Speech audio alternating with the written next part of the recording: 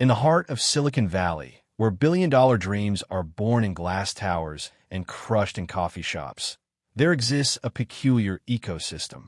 It's a world where your worth is measured in lines of code, your status determined by the number of monitors on your desk, and your future predicted by the confidence in your voice during stand-up meetings. It's a place where the loudest often rise fastest, and the quiet ones, well, they're usually forgotten. But sometimes, just sometimes, the quietest person in the room carries the heaviest secrets. But before we begin this story, click like, subscribe to the channel, and tell us which country you're listening from. At Nexus Dynamics, a mid-tier tech startup occupying the 15th floor of a gleaming downtown San Francisco building, nobody paid attention to Lily Walsh. She was just another face in the crowd of eager interns and junior developers. The kind of person who blended into the background noise of keyboard clicks and conference calls. With her thrift store cardigans, outdated laptop, and habit of eating lunch alone at her desk, she seemed like just another temporary fixture, destined to fade away when her contract expired. What they didn't know, what none of them could have possibly imagined, was that the quiet girl fixing their mundane bugs had once been one of the most classified assets in the United States intelligence community. That her fingers, which now typed routine code corrections, had once danced across keyboards in secure facilities where a single mistake could shift the balance of international relations. But that was before the burnout, before the disillusionment, before she'd walked away from a world that demanded everything and gave nothing back except insomnia and trust issues. Now, at 28, Lily Walsh was just trying to rebuild a normal life, one unremarkable day at a time. She had no idea that normal was about to become a luxury she couldn't afford. Because when you possess certain skills, when you've spent years learning to see patterns others can't, to think like the enemy, to build digital fortresses and tear them down, those abilities don't just disappear because you change your address and lower your ambitions. They lurk beneath the surface, waiting for the right moment to resurface. And at Nexus Dynamics, that moment was about to arrive with the force of a digital tsunami. The rain drummed against the floor-to-ceiling windows of Nexus Dynamics with the persistence of a mediocre jazz drummer, creating rivulets that distorted the San Francisco skyline into an impressionist nightmare. Lily Walsh sat at her assigned desk, a cramped corner station that had clearly been an afterthought in the office's open-plan design, watching the water trace chaotic patterns down the glass while her computer compiled the latest batch of code fixes. It was 7:43 a.m., and she was already on her second cup of coffee. Not the artisanal, fair trade brew that the senior developers enjoyed from the executive kitchen, but the bitter sludge from the communal machine near the printer that everyone else avoided. "Morning, coffee girl," called Marcus Chun, the lead front-end developer, as he swaggered past her desk, carrying his signature matte black MacBook Pro and an expression of practiced superiority. His voice carried that particular brand of dismissive friendliness that made clear he didn't consider her important enough to remember her actual name. Lily looked up from her screen, offering the mild smile she perfected for such interactions. "It's Lily," she said quietly, though she knew he was already halfway to his desk and unlikely to hear her. Lily's immediate supervisor, Janet Rodriguez, a harried-looking woman in her early 40s who managed the QA team with the desperate energy of someone constantly behind schedule, appeared at her desk like a materialization of stress itself. "Lily, good you're here early." Again, Janet's tone suggested this was more obligation than appreciation. "We've got a situation with the payment processing module. Marcus's team pushed an update yesterday that's causing intermittent failures in the testing environment. I need you to dig into it and figure out what's breaking." As Janet hurried away to the next crisis, Lily dove into the code with the focused intensity that had once made her valuable to people with security clearances and unlimited budgets. The payment processing module was a labyrinth of interconnected functions, each handling different aspects of transaction verification, fraud detection, and currency conversion. 2 hours later, she'd found it. A race condition so specific it only occurred when the fraud detection algorithm took longer than 847 milliseconds to process a transaction request, causing a timeout that wasn't properly handled by the calling function. It was the kind of bug that required understanding not just the immediate code, but the entire ecosystem of interdependent services and their timing relationships. By noon, she had a working patch ready for testing. I found a payment processing bug. It's a race condition triggered by the recent database optimization. I've written a fix. One of the senior developers, Thomas Brennan, a man whose gray beard and condescending demeanor had earned him the unofficial title of Office Sage, turned to look at her with barely concealed skepticism. A race condition? Are you sure you're not just seeing a correlation that isn't actually causation? These systems are pretty complex, and intermittent failures can have a lot of different causes. Thomas exchanged a look with Janet that Lily had seen many times before. The silent communication between permanent employees that said, "Should we humor the intern?" "Okay, sure," Thomas said with the indulgent tone of someone speaking to a child. "Send me your analysis, and I'll take a look when I get a chance. But let's not jump to conclusions." The afternoon stand-up meeting convened in the main conference room. 23 developers and managers arranged themselves around an oval table that was meant to promote collaboration, but mostly served to highlight the office's social hierarchies. David Kim, the company's CTO, led the meeting with the brisk efficiency of someone who had 6 other meetings scheduled that day. "All right, let's keep this moving. Janet, what's the status on the payment processing issues?" Janet glanced briefly in Lily's direction before responding. "We're still investigating.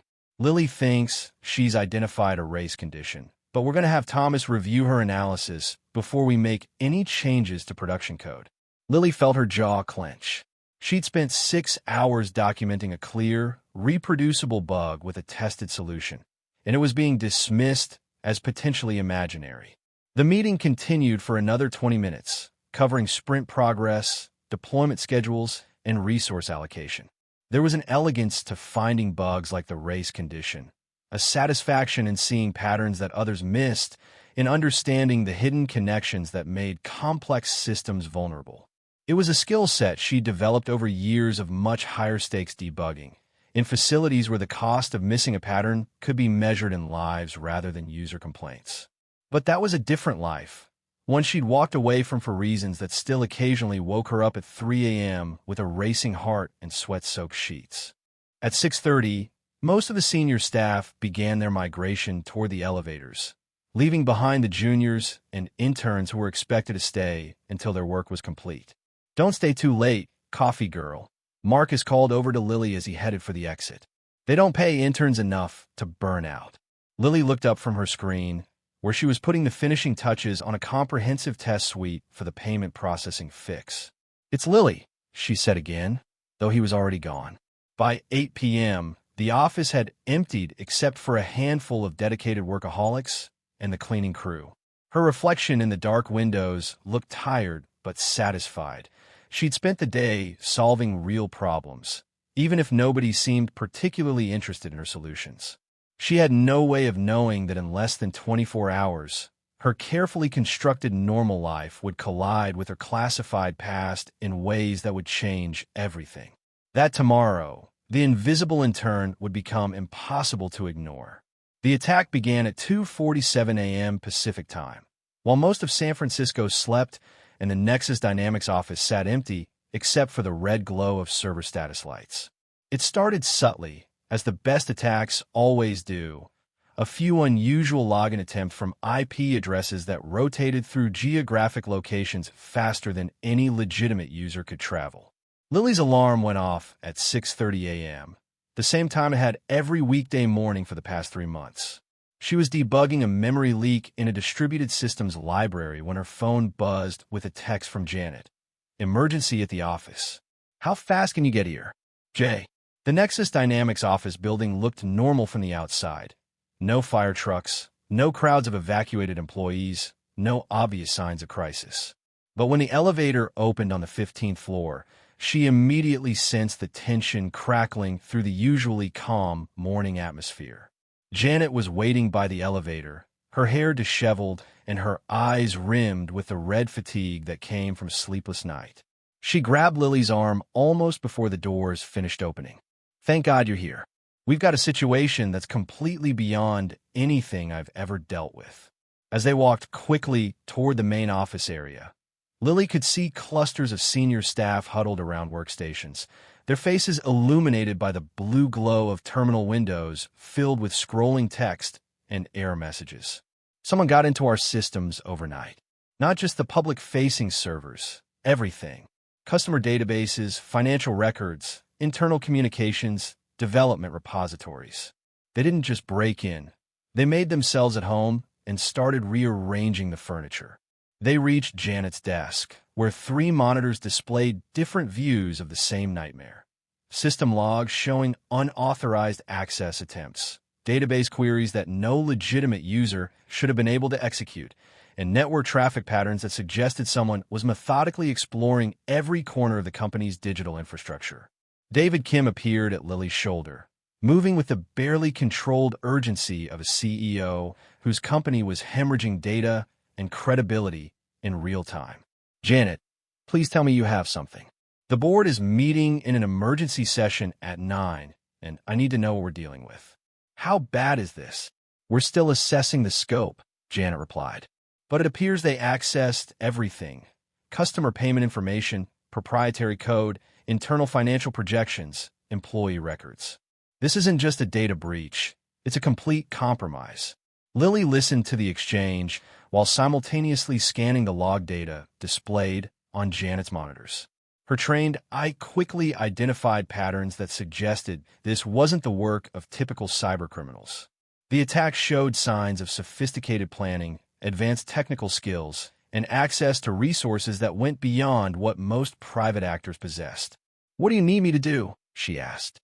"Look, I know you're just an intern," David said, "but Janet says you've got strong technical skills.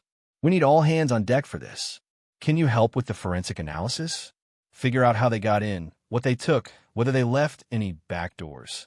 Lily found herself at a workstation that had been hastily configured with the access privileges she'd requested.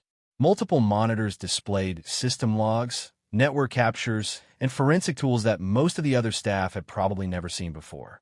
She dove into the data with the methodical intensity of someone trained to find needles in haystacks made of digital noise. The attack patterns were sophisticated, more sophisticated than she'd initially realized. The attackers had used multiple entry vectors, compromised several different systems, and employed advanced techniques to hide their activities and maintain persistent access. "How do you know how to do all this?" Marcus asked, appearing at her shoulder during one of his periodic visits to observe her progress. His usual dismissive attitude had been replaced by genuine puzzlement. "Online courses," Lily replied without looking away from her screen. "Lots of documentation available if you know where to look." By noon, she'd assembled a comprehensive picture of the attack. The initial entry point had been a SQL injection vulnerability in a customer-facing web application. From there, the attackers had escalated their privileges, moved laterally through the internal network, and established multiple points of persistent access. But there was something unusual about their behavior once they gained access. Instead of immediately exfiltrating data or deploying ransomware, they'd spent considerable time exploring the systems, as if they were looking for something specific. "David, you need to see this," she called across the office. The CTO hurried over, followed by Janet and several senior developers. Lily had prepared a detailed presentation of her findings. "The good news is that I don't think this was primarily a data theft operation," she began. "The attackers accessed customer data, but they didn't bulk download it.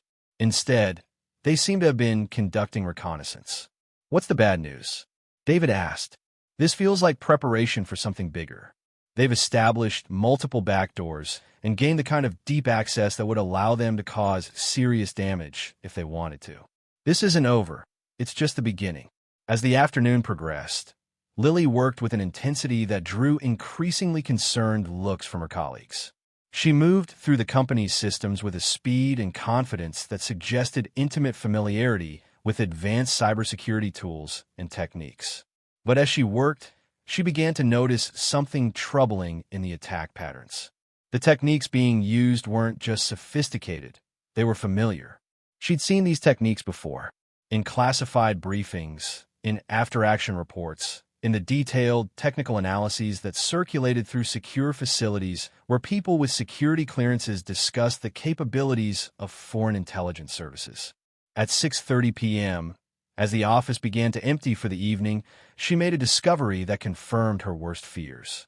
Hidden in the deepest layers of the network logs was a communication pattern she recognized. The attackers had been in contact with command and control servers using protocols and encryption methods that were signature techniques of a specific foreign intelligence operation she'd helped to identify and counter 3 years earlier. She was still weighing her options when her computer screen flickered and displayed something that made her blood run cold. A message had appeared in a terminal window that she hadn't opened, written in green text against a black background. "Hello, Lily. We know who you are. We know what you used to do, and we know you're trying to stop us. But you can't. Not this time. Not from where you're sitting. Some ghost can't be exorcised by an intern with a laptop. Z." The message displayed for exactly 10 seconds before disappearing, leaving no trace in the system logs. But Lily didn't need digital evidence to know what she'd seen. Someone had used her real name, not her current identity, but the name she'd used during her classified work. The attackers knew her real identity. They knew she was investigating them, and they demonstrated the ability to penetrate the very systems she was supposed to be securing. Whatever was happening at Nexus Dynamics, it was bigger and more dangerous than anyone realized. And she was no longer just an intern trying to fix a security breach.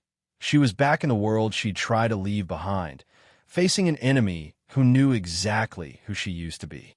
At 11:47 p.m., as Lily worked alone in the darkened office with only the glow of multiple monitors for illumination, the attack escalated from reconnaissance to active hostility. She first noticed it as a subtle slowdown in her system responses. Terminal commands that should have executed instantly began taking several seconds to complete. Someone was actively interfering with her remediation efforts. She pulled up network monitoring tools and watched in real time as her connections were being intercepted and redirected. Every command she typed was being observed and countered by an adversary who seemed to anticipate her moves with unsettling accuracy. "Clever," she murmured, recognizing the technique. It was a form of active defense where the attackers didn't just hide from investigators, they fought back. She'd seen it used by only the most sophisticated threat actors. Her fingers moved across the keyboard with renewed purpose, implementing techniques that weren't taught in cybersecurity boot camps. She began to route her activities through multiple proxy systems, fragmenting her investigation across different network paths. Gradually, despite the interference, she began to map out the full scope of what the attackers had accomplished. This wasn't just about establishing backdoors. The attackers had been methodically documenting every aspect of Nexus Dynamics operations, from technical architecture to business relationships. Most troubling of all, they've been studying the company's network connections to other organizations. The attackers seemed particularly interested in these external connections, as if they were mapping potential routes to more valuable targets.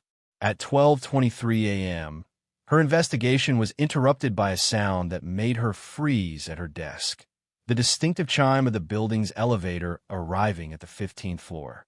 She listened carefully, hearing footsteps crossing the lobby area outside the main office. But then she heard voices, low, professional tones discussing network access points and terminal locations. Not maintenance staff, not security guards. New network connections were being established from somewhere inside the building. Someone had physically entered the Nexus Dynamics office and was conducting a major data extraction operation.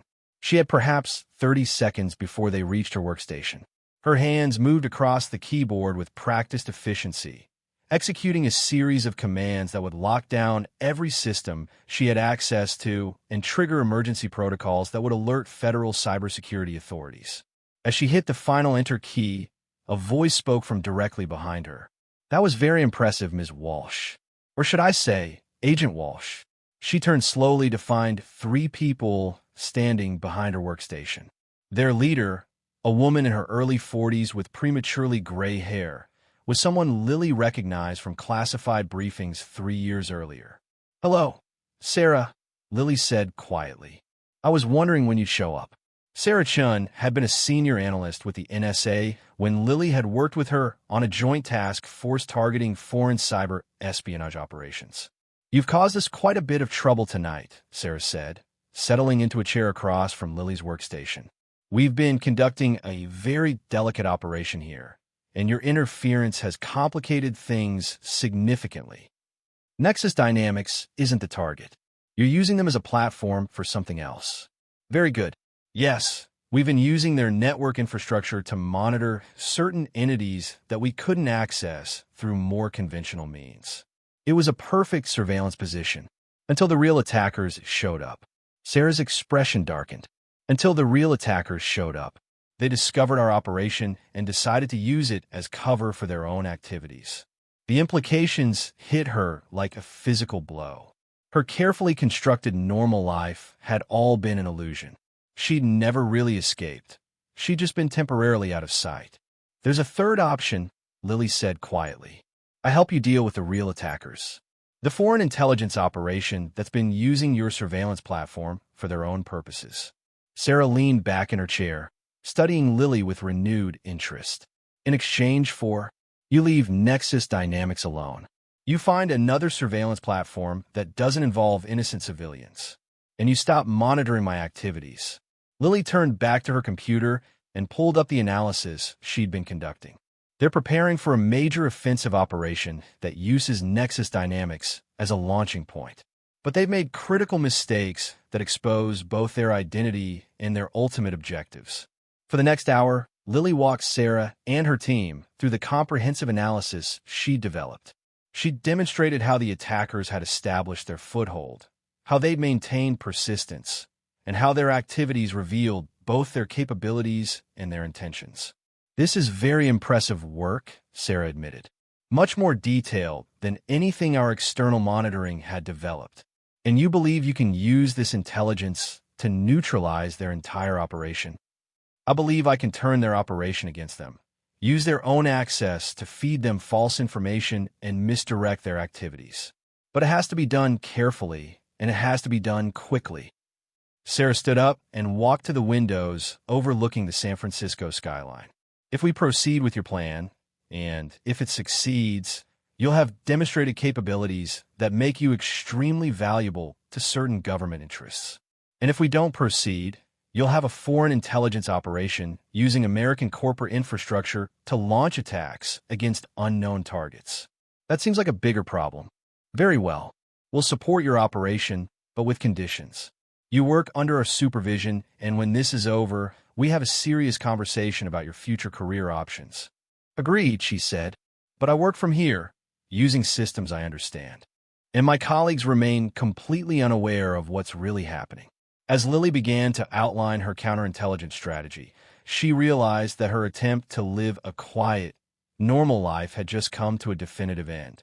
Whether she succeeded or failed in the next few hours, she would never again be the invisible intern who fixed bugs and attended boring meetings.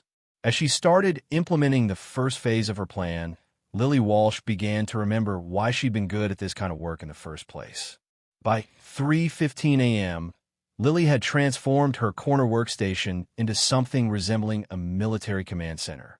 Multiple monitors displayed network traffic analysis, communication intercepts, and real-time system monitoring tools. Sarah Chun and her team had provided access to resources that made her previous investigation capabilities look primitive. "Phase 1 is complete," she announced.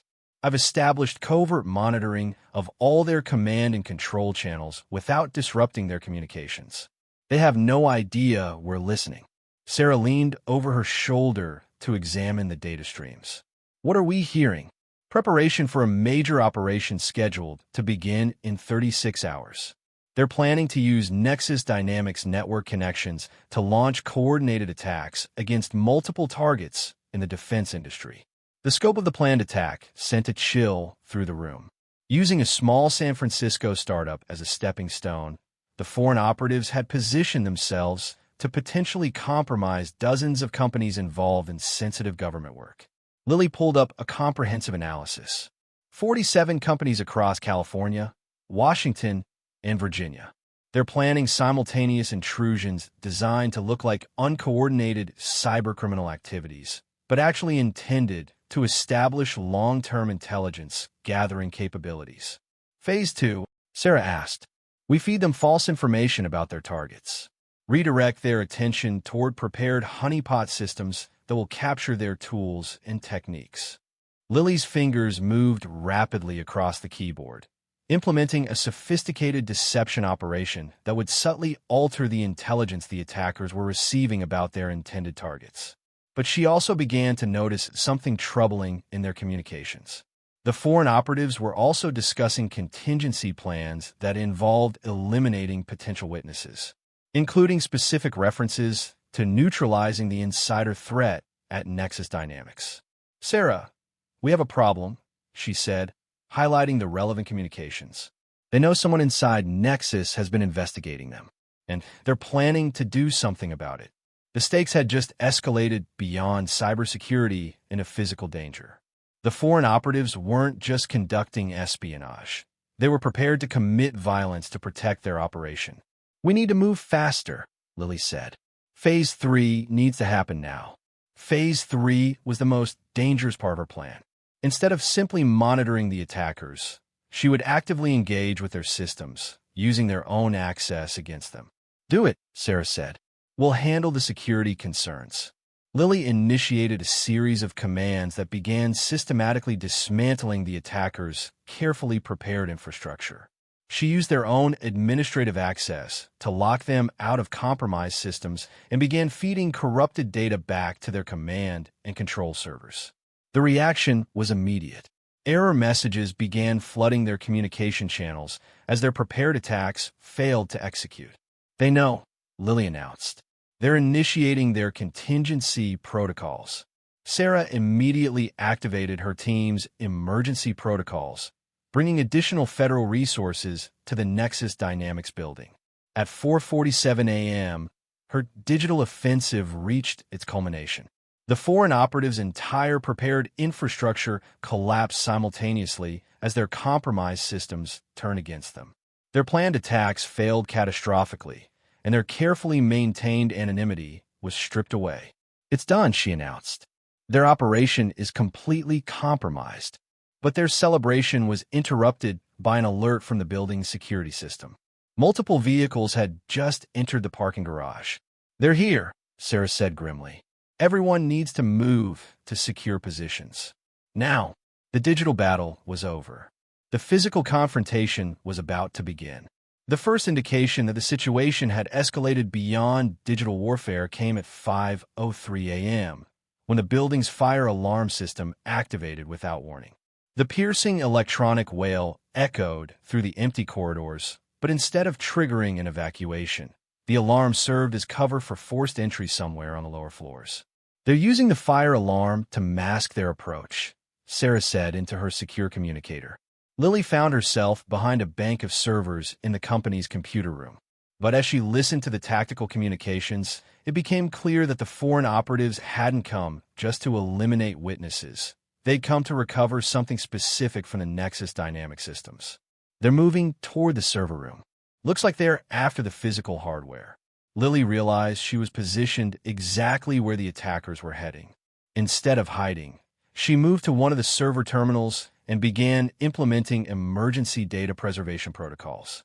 Her fingers flew across the keyboard, uploading critical data to secure government servers that would survive even if every computer in the building was destroyed.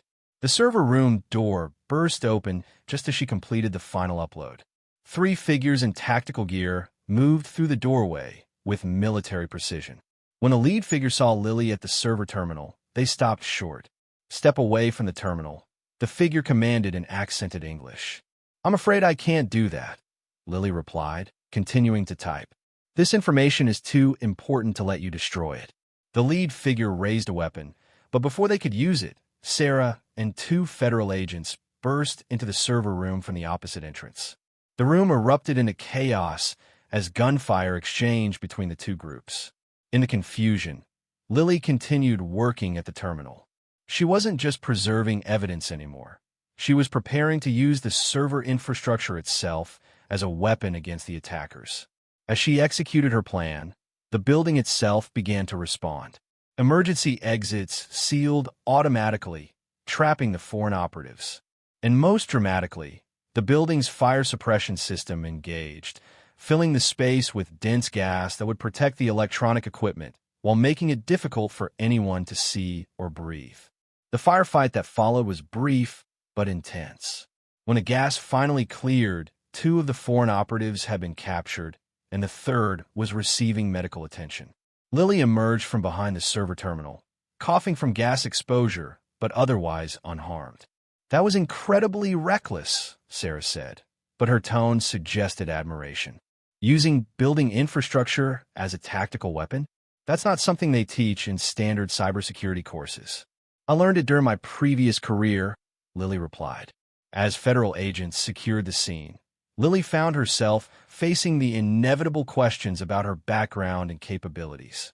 Her actions had demonstrated skills that went far beyond what any civilian intern should possess. Over the next hour, Lily explained her real background to the assembled federal agents. Her years of classified work, her decision to leave government service, her attempt to build a normal civilian life. "So what happens now?" she asked. Sarah looked around at the evidence of the night's activities. "Now you have some decisions to make about whether you want to continue pretending to be a civilian intern or whether you're ready to acknowledge what you really are. Someone with unique capabilities who just prevented a significant attack against American interests. Someone whose skills are too valuable to waste on debugging corporate software." As the federal agents prepared to leave, Lily found herself alone, looking out at the San Francisco skyline as the city began to wake up. In a few hours, her colleagues would arrive, expecting to find her working on routine bug fixes. But the quiet intern who had started the day debugging payment processing issues no longer existed. In her place was someone who had conducted advanced counterintelligence operations and demonstrated capabilities that would inevitably attract attention from people with security clearances. Her phone buzzed with a text from Janet. "Are you okay? Heard there was some kind of incident at the office last night." "Jay." She noticed something on her computer screen that made her smile. Her analysis of the payment processing bug had finally been approved for implementation. Thomas Brennan had left a comment. "Outstanding work. Have you considered a career in cybersecurity? You clearly have a talent for this kind of work." If only he knew. 3 weeks later, Lily Walsh sat in the same corner workstation where her quiet life as an intern had ended, but everything else had changed. The outdated laptop had been replaced with a high-end security workstation. Instead of debugging mundane software issues, she was tracking international cybersecurity threats as part of a joint task force between Nexus Dynamics and federal intelligence agencies. The transformation hadn't happened overnight. After the crisis, extensive negotiations had taken place about how to proceed. The solution they'd reached was unprecedented but practical. Nexus Dynamics would become a private sector partner in cybersecurity operations, and Lily would serve as the primary liaison. "Morning, Lily." Marcus Chen called as he passed her desk, looking slightly intimidated. Word of her role in preventing the cyberattack had spread through the office. Her colleagues now knew she was far more than the quiet intern they'd dismissed. "Morning, Marcus," she replied. "How's the front-end redesign coming?" Janet appeared at her desk with a briefing folder marked with security classifications.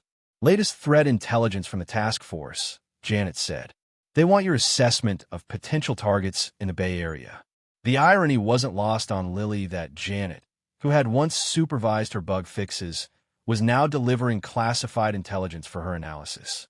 David Kim had initially been concerned about having a federal intelligence liaison embedded in his company. But as the weeks passed and he saw the quality of improvements Lily provided, his concerns had shifted to gratitude. "The board meeting went great," he announced during the morning stand-up. "Our new security posture and government partnerships have attracted significant investor interest." Thomas Brennan had perhaps undergone the most dramatic change in attitude. The man who had once dismissed her analysis now sought her input on every significant technical decision. "Lily, do you have a few minutes to review this architecture proposal?" he asked with respectful demeanor. I want to make sure we're not introducing any security vulnerabilities. At lunch, she found herself eating in the company cafeteria, surrounded by colleagues who now treated her as an equal. The conversations ranged from technical challenges to industry trends. "Have you given any thought to what you want to do long-term?" asked Sarah Park, one of the senior developers. "I think I like what I'm doing now," she said, bridging the gap between government security needs and private sector innovation. Around 4 p.m., her secure phone rang with a call from Sarah Chun. "We've got movement on the intelligence front," Sarah said. The attack on Nexus was part of a coordinated campaign targeting tech companies across California. "What do you need from me?" "We're organizing a task force to investigate the other compromised companies. Your experience could be crucial for the broader investigation." After more negotiation, they reached an agreement that satisfied both federal security needs and Lily's desire for some measure of normal life. She would continue her current role at Nexus while serving as a paid consultant to federal cybersecurity investigations. As she prepared to leave the office that evening, Lily reflected on how much had changed. She now had work that challenged her intellectually, colleagues who respected her contributions, and a role that allowed her to make a meaningful difference. Her phone buzzed with a text from Marcus. "Want to grab lunch tomorrow to discuss that security architecture you mentioned?" She smiled as she replied, "Sure." "And Marcus?" "It's good coffee, not just good for an intern." As she headed for the elevator, Lily realized that she'd finally found what she'd been searching for. Not the complete escape from her classified past that she'd originally wanted, but something more valuable, a way to be both who she had been and who she wanted to become. The quiet girl in the corner was gone, replaced by someone who could fix payment processing bugs and neutralize foreign intelligence operations with equal competence. Someone whose colleagues knew her name, respected her contributions, and understood that underestimating the quiet ones was always a mistake. 6 months later, the San Francisco Chronicle ran a small article. Local tech startup Nexus Dynamics awarded major government security contract. The piece mentioned the company's innovative approach to cybersecurity, but provided no details about the specific threats they'd helped neutralize. Lily read the article over her morning coffee, the good coffee from the executive machine, and smiled at how much the public story understated the reality. In the 6 months since the crisis, Nexus Dynamics had transformed from a struggling startup into a recognized leader in secure business software. But the most significant change was personal rather than professional. Lily Walsh was no longer invisible, no longer dismissed, no longer forced to hide her capabilities. Her secure phone buzzed with a priority message from the Department of Homeland Security. New threat patterns detected. Request immediate analysis. Lily opened her threat analysis workstation and began reviewing the intelligence data, her mind immediately shifting into the focused analytical mode that had once made her valuable to people with unlimited budgets and classified authorities. It was work that required all of her specialized training and intuitive understanding of how sophisticated attackers operated. But it was also work she could do from her corner workstation in a San Francisco startup, surrounded by colleagues who knew her name, respected her expertise, and trusted her to protect them from threats they couldn't comprehend. Her computer chimed with an incoming message from Marcus. "Coffee break in 10 minutes? I want to run some ideas past you for the user interface redesign." She typed back, "Sure, but I'm buying. I owe you for all those times you call me coffee girl." "Deal. But for the record, I always knew there was more to you than met the eye." "No, you didn't." "Okay, you're right. I had no idea, but I'm glad I was wrong." As she prepared to take a break from analyzing international cyber threats to discuss button placement and color schemes, Lily Walsh realized that she'd finally found the perfect balance between her two worlds. She was using her most specialized skills to protect people from the most sophisticated threats, while also maintaining the normal professional relationships and routine challenges that made civilian life worth living. She was no longer trying to be invisible. She was no longer apologizing for her capabilities. And she was no longer pretending that the quiet girl in the corner was anything less than exactly what her colleagues needed her to be. Sometimes the most powerful thing you can do is stop hiding who you really are. Sometimes the best way to find yourself is to let other people see what you're actually capable of. And sometimes, the person everyone overlooks is the one who's been protecting them all along. If you like this story, leave your opinion in the comments and, of course, leave a like and subscribe. Turn on the notification bell so you don't miss any videos. Big hug, and see you soon.